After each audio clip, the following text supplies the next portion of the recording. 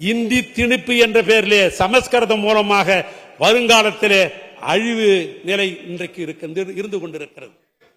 இந்த ஆபத்துக்களை எண்ணும் பொழுது எனக்கு பட்டுக்கோட்டை கல்யாண சுந்தரம் அவருடைய அரசியலங்குமரி என்கிற திரைப்படத்தில் 65 ஆண்டு காலத்துக்கு முன்னால் ஒரு எழுதிய தத்துவ பாடல் தான் எனக்கு நினைவுக்கு வருகிறது. அந்த 61 அந்த ஆண்டு 61ஆம் ஆண்டு 65 வருஷத்துக்கு முன்னால் அது பட்டுக்கோட்டை கல்யாண சுந்தரம் எழுதிய பாடல். அந்த பாடலை பாடியவர் TM சவுந்தரராஜன். அந்த பாடலுக்கு இசையை வாயிசைத்தவர் மக்கள் திலகம் எம்ஜிஆர் அவர்கள். அந்த பாடம் அப்படித்தான் அமைக்கிற. ஏன் நான் மக்கள் திலகம் எம்ஜிஆர் குறிப்பிடுகிறேன் என்று சொன்னால், இங்க இருக்கிற முன்னால் இருக்கிறவங்க பின்னால் இருக்கிற நான் உட்பட சொல்றேன் உங்களுக்கு, மக்கள் திலகத்தினுடைய முதல் ரசிகர் யார் என்று சொன்னால் தமிழ்நாட்டு முதலமைச்சராக இருக்கிற அருமை அண்ணன் தான் மக்கள் திலகனுடைய முதல் ரசிகர். அவர் காரில் போறாருன்னு சொன்னாக்கா அவரோட நாங்கள் பயணிக்கிறோம். நான் அண்ணன் நேரு போன்றவர்கள் எல்லாம் பார்த்தீங்கன்னா பழைய பாடல் எம்ஜிஆர் பாடல் என்று சொல்லப்படுற பாட்டு தான் அவர் கேட்டு இருப்பார் எப்பொழுதும். இன்னும் சொல்ல போனால் மக்கள் திலகம் அந்த காலத்திலே திரைப்படம் வெளியாகுதுன்னு சொன்னாக்கா அவர் முதல்ல யாருக்கு போன் போட்டு பேசுவார்னு கேட்டீங்கன்னா, எங்க முதலமைச்சருக்கு தான் போன் பேர் போட்டு எப்படி படம் ரிலீஸ் ஆச்சு, எப்படி படம் பார்த்துட்டு எப்படி இருக்கு ரிசல்ட் அப்படின்னு கேட்கிற முதல் குரல் அவர் தான் இருக்கும். அண்ணாவினுடைய பிறந்த நாள் விழாவை ஒரு முறை கோபாலபுரத்தில் அவரை வைத்துத்தான் அந்த பிறந்தநாள் விழாவை கொண்டாடினார். அப்படி ஒரு நெருக்கம் அவருக்கு இன்றைக்கும் மனதில் இருக்கிறது. அதை நான் எப்படி ஒப்பிட்டு பார்க்கிறேன் என்று சொன்னால், அந்த படத்தில் ஒரு குழந்தையை வைத்துக் கொண்டு பட்டுக்கோட்டை கல்யாணத்துடைய பாடலை TM சவுந்தரராஜன் பாட அண்ணன் மக்கள் திலகம் எம்ஜிஆர் அவர்கள் வாயிசைக்கிறார்.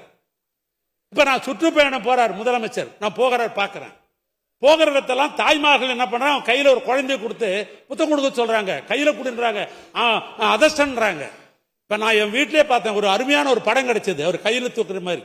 முதல்ல அதை செய்யணும்னு போய் அந்த படத்தை பெருசா போட்டு என் வீட்டில் அதான் பெருசா இப்ப நான் மாற்றிருக்கிறேன். எதுக்கு நான் சொல்றேன்னா, அந்த குழந்தையை தூக்கி கொண்டு அரசியலங்குமரியை தூக்கி பிடித்து பார்த்த அந்த நினைவு இன்றைக்கு முதலமைச்சர் அவர்கள் அந்த குழந்தையை பார்க்கிற பொழுது அந்த பாட்டு தான் எனக்கு நினைவு வந்தது. என்னன்னு சொன்னா, சின்ன பயலே செய்தி கேளடா, நான் சொல்ல போற வார்த்தை நல்லா எண்ணி பாரடா, நீ எண்ணி பாரடா, ஆளும் வரணும் அறிவும் வளரணும் அதுதான்டா வளர்ச்சி.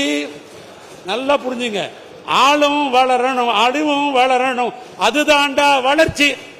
தமிழ்நாட்டு முதலமைச்சர் என்ன சொல்றார், திராவிட மாடல் ஆட்சின்னு சொன்னா எனக்கு 2 கண்கள், ஒன்று ஹெல்த் மக்கள் நல்வாழும், இன்னொன்று கல்வித்துறை, இது 2 தான் என் கண்கள் என்று சொல்லுகிறார். ஆக ஆளு வளரணும்னு சொன்னா ஹெல்த் டிபார்ட்மெண்ட் தான் ஆள் சுகமா வளர முடியும். அறிவு பிறக்கணும்னு சொன்னாக்கா கல்வி சிறப்பா இருந்தாதான் அறிவு பிறக்க முடியும். அதுதான் சொல்றாரு, ஆளும் வளரணும் அறிவும் வளரணும் அதுதான்டா வளர்ச்சி, உன்னை ஆசையோடு ஈண்டவருக்கு அதுவே நீ தரும் மகிழ்ச்சி, நாளும் ஒரு பாடல் கூறணும் காலம் தரும் பயிற்சி, உன்னை நரம்போடுதான் உன் நரம்போடுதான் பின்னி வரணும் தன்மான உணர்ச்சி, உன் நரம்போடுதான் பின்னி வளரணும் தன்மான உணர்ச்சி, தன்மான உணர்ச்சி.